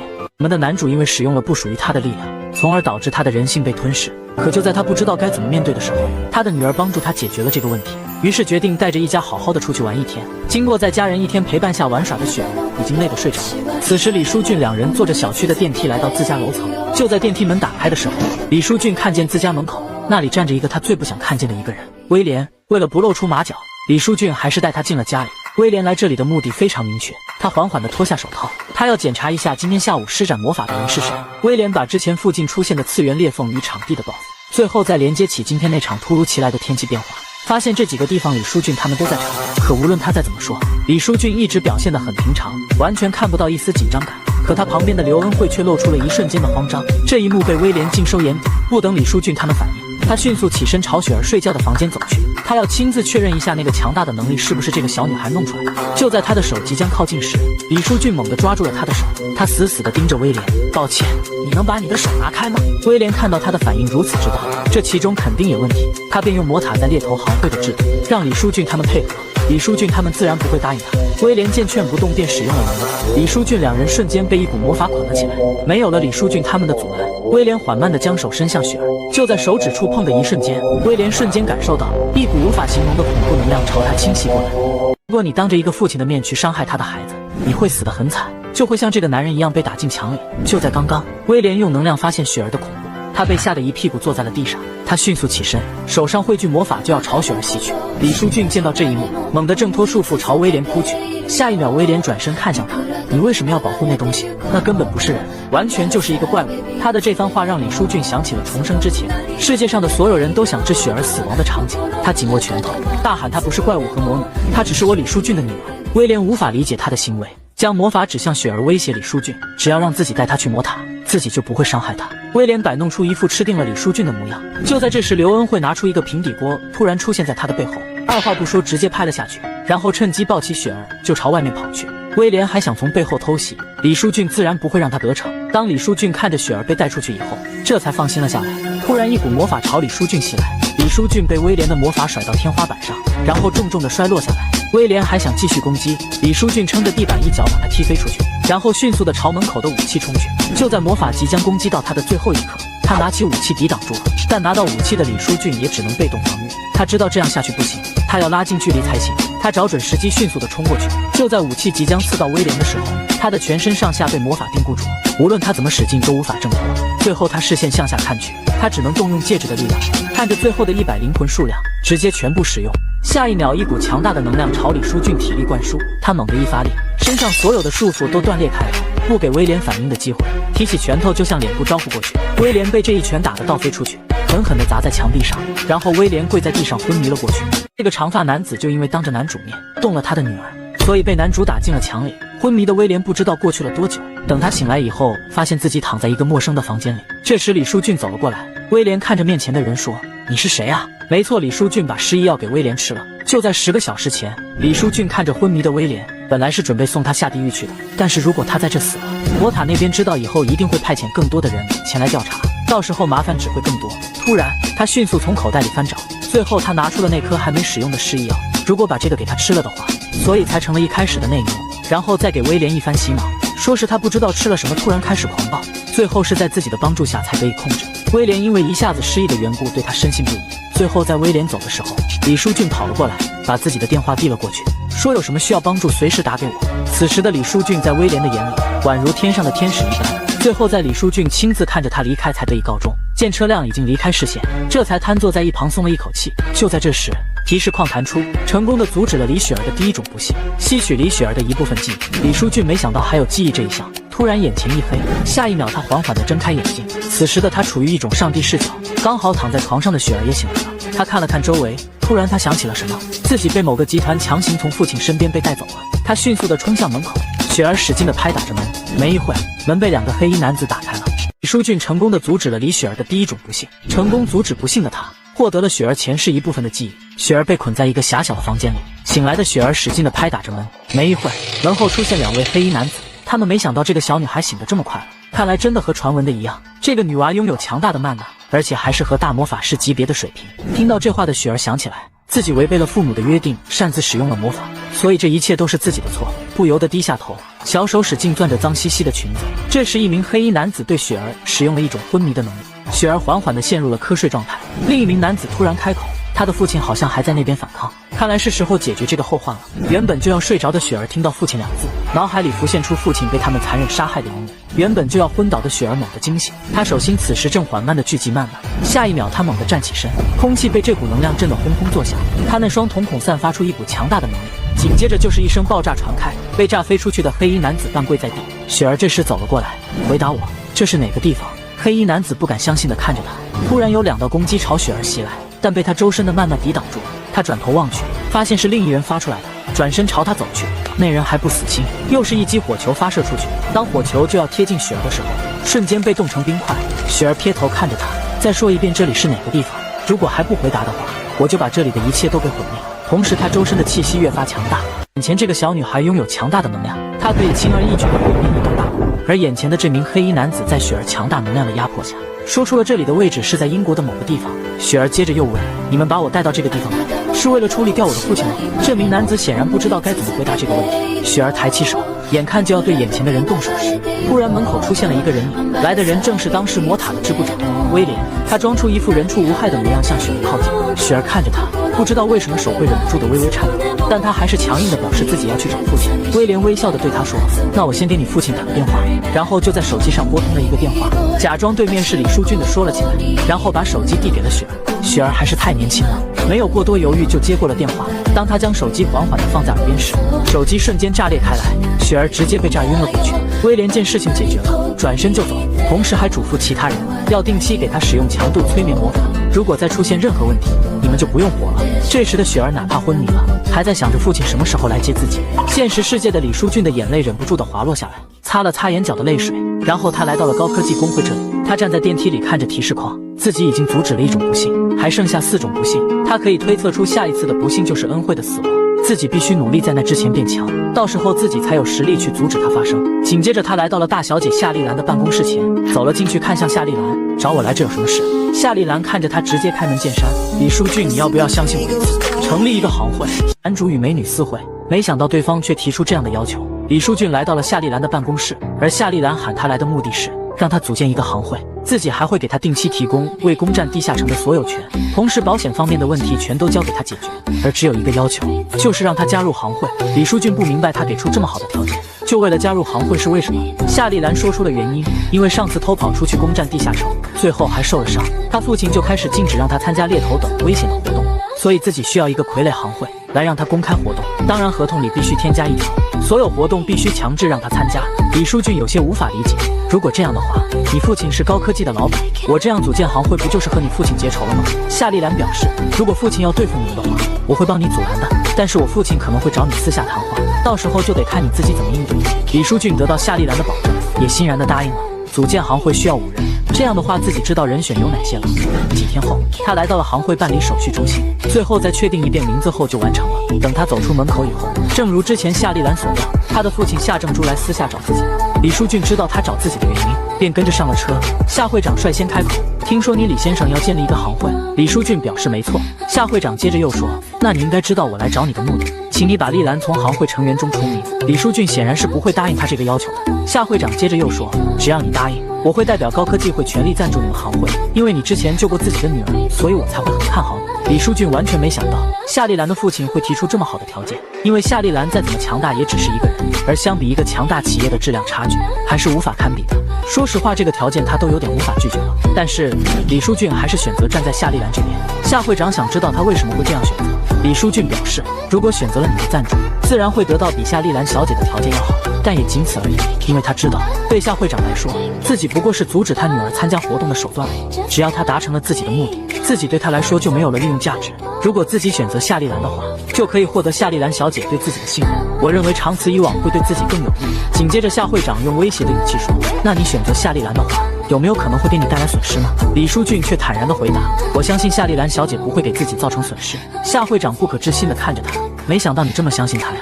李书俊此时看向窗外，因为夏丽兰在他眼里是一个能兑现自己承诺的人，如果不可能的事，他是不会说出来的。这时夏会长开口大笑，好，我允许夏丽兰参加你们行会的活动，但是我有一个条件，那就是行会活动要做就好好做。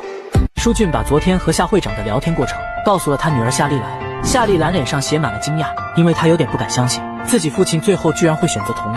李书俊这时开口，关于行会的其他成员我已经沟通好了，只不过……李书俊笑嘻嘻地看着他，夏丽兰看他这表情就知道，说你又要提什么要求？李书俊贼兮兮道，我需要联系一个人，需要你帮忙牵个线。画面一转，来到希腊雅典的上空，这里出现了一个次元裂缝，里面奔涌出大量的怪物，他们只有一个目的，就是杀光周围所有的活物，当然也会有人出现阻止他们，那就是当地最强的猎头。他拔出自己的佩剑，只见他几个闪身就解决了空中的几头怪物。就在一个小孩即将遇难的时候，他瞬间来到怪物身后，一剑将怪物斩成两半。他那帅气的英姿永远地刻在了小孩的心里。他就是雅典的最强剑圣苏菲亚·兰比舍堡。就在这时，他的副官走了过来，告知他韩国有一通电话找他，打电话找他的人正是脱下丽兰牵线过去的李书俊。苏菲亚坐在办公桌前接通电话，他原本以为对方是想加入他们骑士行会才打过来的电话，可电话里对方说的话让他愣住了。李书俊开口，我联系你是要说骑士行会所隐瞒的秘密地下城。苏菲亚还想装作不知道试探一下对方，我指的是位于卫城的地下城，那个地方叫教学塔对吧？李书俊精准地说出了位置，他静静地等对方的回答。苏菲亚这时却阴沉着脸，你是怎么知道的？李书俊显然不会傻到告诉他自己是重生者，说自己是从一个地下城的奖励中得知的。但苏菲亚显然不想帮助李书俊，但对方下一句话让他不得不慎重考虑了。如果你答应帮助我，你会得到教学塔的攻略，这会对你有非常大的好处，因为它能解除你身上的诅咒。苏菲亚继续沉默不语。解除诅咒的方法就在塔的最顶层，而且这个塔每人一生只能进入一次，想要解决顶层的 BOSS 非常困难。但现在就有一个机会在这，就看你同不同意了。李书俊有十足的把握拿捏塔，因为教学塔有个隐藏的特殊功能，那就是不能暴露出里面的情况，要是暴露了就会爆发战争。苏菲思考了一会，好，我接受你的提议，期待我们的见面。第二天，李书俊买好了5张票，同时把行会的所有人叫了过来，他把事情经过告诉大家，所以大家准备一起前往希腊吧。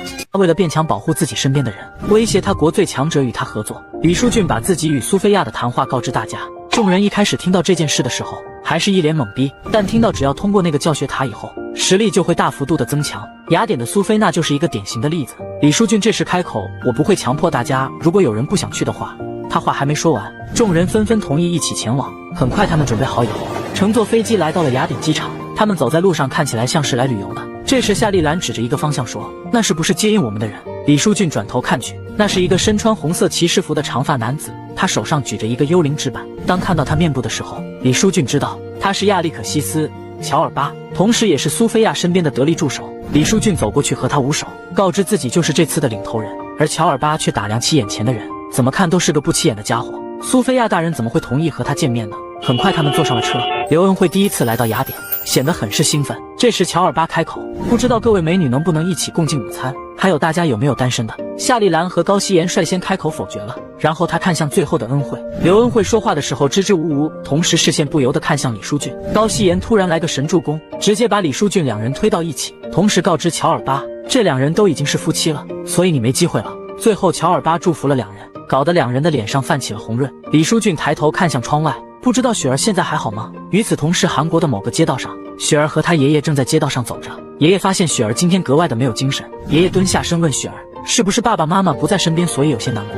雪儿却说和爷爷在一起也很开心。这一句话精准地击中了爷爷的心窝。突然一声猫叫打断了他们。当雪儿看到是一只毛色漆黑的可爱的小猫时，她那双眸里瞬间宛如星光一样明亮。得到爷爷的同意以后，她伸手去摸小猫，摸起来就有一种爱不释手的感觉。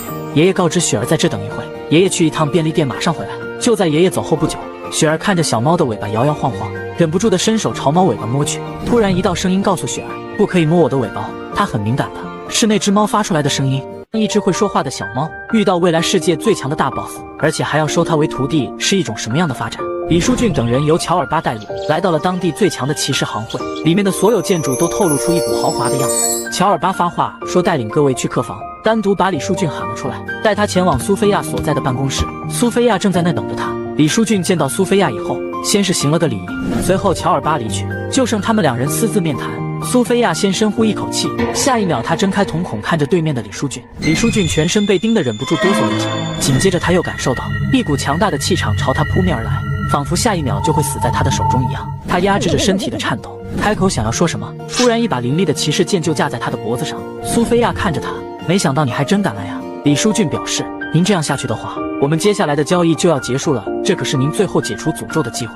客厅陷入了一片寂静，最后苏菲亚也不想放弃这个机会，把架在李书俊脖子上的剑收了起来。她想知道李书俊是怎么得知自己中了诅咒的。李书俊编了个谎言，自己见过一个同样中过诅咒的人，最后那人死了。后来他得知解除诅咒的方式就两种，诅咒你的人亲自解除，或者将诅咒的人杀掉，而苏菲亚显然只能选择后者。得知情况的苏菲亚告诉李书俊，就算你知道方法也没用，因为你们杀不死他的，你们的力量太弱了。李书俊开口就要反驳，苏菲亚知道他会这样，就开口，那我们来一次模拟战斗，看看你的实力，只要你通过了，我就认可你有能力前往。李书俊也没有其他选择，只能同意。当一个小女孩孤独地站在门口，期待自己父亲的归来，她是多么的希望下一秒父亲从门后出现。可她等了不知道多久，一直都没有看到父亲的身影。可小女孩并没有放弃，她还是一直站在门前等待那道身影出现。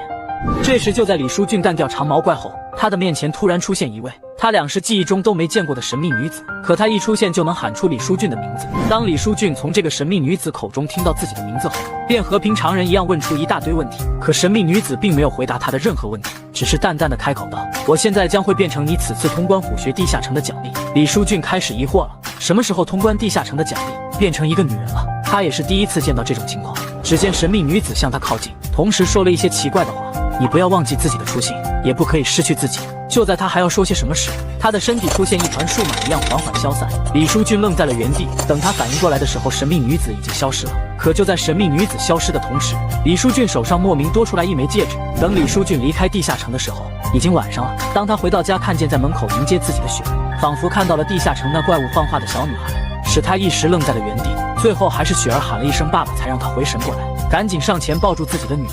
与此同时，恩惠走过来说，雪儿为了等你回来一直没去睡觉，不知道的还以为你们很久没见面了呢。当李书俊听到这番话后，不禁陷入了沉思，自己重生前雪儿也是一直站在门口等自己回家吗？那时候的他独自一人待在家里是多么的孤独，一想到这里，自己的心里就越是对雪儿感到愧疚，然后情不自禁地将怀里的雪儿抱得更紧了，同时对怀里的女儿说，雪儿，爸爸回来晚了，对不起，往后爸爸一定早点回家陪雪儿。也在心里暗暗发誓，我李书俊发誓不会再让雪儿受到任何伤害，哪怕一根头发也不行。如果你的妻子看见你手上戴着一枚她从未见过的戒指，然后又从你的身上闻到一股女人的香水味，你的妻子会怎么做？就在攻占地下城的第二天，李书俊来到了高科技工会。此时的夏丽兰拿着那枚通关地下城奖励的戒指，可无论他怎么观察，都只觉得是一枚普通的不能再普通的戒指了。随后把戒指交还给李书俊，然后接着说，这次委托你攻占地下城，我可以答应你一个你想要的礼物作为报酬。李书俊站在原地思考着什么，最后他开口道，那你帮我。画面来到一片树林里，只见树上贴着许多标靶，同时还有箭矢射在标靶上。这里正是刘恩惠日常训练的地方，但今天的刘恩惠的状态很不好，因为在昨天晚上，他无意间的发现李书俊手上戴着一枚他没见过的戒指，然后又想到之前在李书俊身上闻到一股女人的香水味，这导致他不由得怀疑，李书俊之所以答应他们母女俩留下的原因，是他还没忘记自己，还是因为雪儿才答应的。此时的他很是迷茫。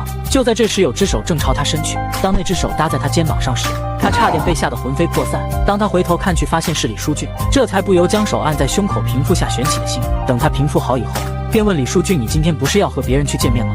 怎么突然来我这里了？李书俊表示那边事情已经办完了，现在过来主要是给你一件东西。只见他拿出一个礼盒递给了刘恩惠。刘恩惠没想到李书俊特地赶过来是为了送自己礼物，他接过礼物，等打开后发现正是李书俊身上穿的那件装备。李书俊解释这件装备叫 Whenever 套装，同时还说出这件装备的好处。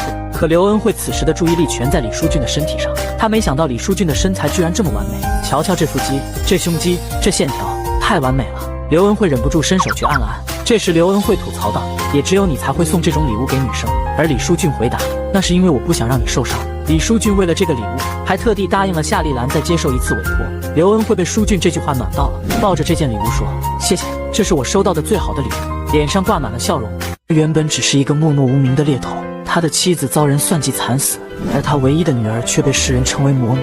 所有人都希望他消失，在他生命中最后的一刻，世界给了他一次重生的机会，让他补救上一世的所有遗憾。李书俊为了与苏菲亚合作，只能同意来一场模拟战，来验证自己有没有这个力量与他合作。李书俊来到了训练场，与他模拟对战的是乔尔巴，两人都选好了各自的木质武器，由苏菲亚来当裁判。随着他一声令下，两人迅速冲向对方。李书俊利用他的长矛优势，武器率先刺到他的面前，乔尔巴一个侧身闪避开来，李书俊哪会放过他，手一抖，武器就打在了他的腿上，然后迅速拉开距离。乔尔巴有点惊讶，如果刚刚他用的是铁质武器，那他这场模拟战就输了。但一想到在苏菲亚大人面前输了，就感到一阵愤怒。没一会，他脑袋完全被愤怒占据了，举起手中的武器就朝李书俊冲去。而李书俊面对他的攻势显得很平淡，他把手中的木质长矛放开，弯腰抓衣领，接着一个扫腿，直接把乔尔巴按压在地。这一套形如流水，一旁观战的苏菲亚也被震惊了。虽然乔尔巴刚刚被愤怒冲昏了头，但怎么说他也做了4年的猎头，看来自己有点小看他了。他来到李书俊面前，为之前说他的力量不够而道歉。李书俊也不在意，表示这样的话自己是不是就能前往教学塔。苏菲亚此时自然不会拒绝，表示明天清晨就会有人带你们一同前往。很快来到第2天，在骑士行会前聚集了李书俊等人，还有骑士行会的一部分成员。因为教学塔每个月开启一次，只能进入12人，除了他们的5人，还有骑士行会的7人。就在这时，乔尔巴走了过来，把进入教学塔的必需物品甩给了李书俊。他没有多说什么，转身就走，应该还在为昨天输给他感到生气。这时高希言走过来向乔尔巴提问：那座教学塔究竟在哪？乔尔巴表示，看到远处那座高山上没？我们这次前往的教学塔就在那里，古希腊的城市卫城。男主为了帮助女儿改变命运，来到雅典的教学塔获取职业改变卡。就在李书俊通过走廊来到房间的时候，一个巨大的盾牌以肉眼可见的速度朝他撞来，好在他及时躲避开来，如果这要是被撞到肯定变肉饼。李书俊赶紧拉开距离，以防再次被撞击。这时他回头看了一眼，瞬间他瞳孔微缩。李书俊没想到这个大块头的速度这么快，又一次贴身朝他袭来，只听轰隆一声，铁疙瘩撞到了墙上。李书俊发现这样不行，虽然自己能躲过他的撞击，但是再让他这样撞下去，等这个房间坍塌以后结果还是一样。那个铁疙瘩发现撞不到李书俊以后，他瞬间消失在原地，下一秒他就出现在李书俊面前，一击砸了下去。李书俊躲过攻击后，惊讶地发现铁疙瘩发动攻击以后，关节处会有一个不易察觉的弱点，他赶紧抓住机会，拿起武器就朝他的关节处刺了过去。铁疙瘩发出一声震耳欲聋的声音，李书俊趁机赶紧拉开身位，等他跑到安全距离的时候，他惊讶地发现铁疙瘩正做着一些奇怪的举动。下一刻他知道那个动作是什么意思了，只见铁疙瘩手上的盾牌迅速地朝他砸了过来，然后又像回旋镖一样飞了回去。李书俊又再一次地陷入了险境，眼看那巨大的盾牌就要到眼前时，他头脑迅速地转动着。突然他看向旁边的个人系统，他的能力值上有个普通的刺，不知道为什么当看到这个普通的技能时，他捏紧长矛，调动全身所有的曼能汇聚到这一击上。他做出一个投掷动作，他把所有的机会就交给这一个技能了，因为那个刺后面有着极限2字。下一刻他成功了，铁疙瘩被这一击从胸口贯穿了一个大洞。紧接着李书俊也因为刚刚动用了所有曼能，全身虚弱的往旁边倒了下去。反观在韩国的雪儿正抱着猫在家愉快的玩耍。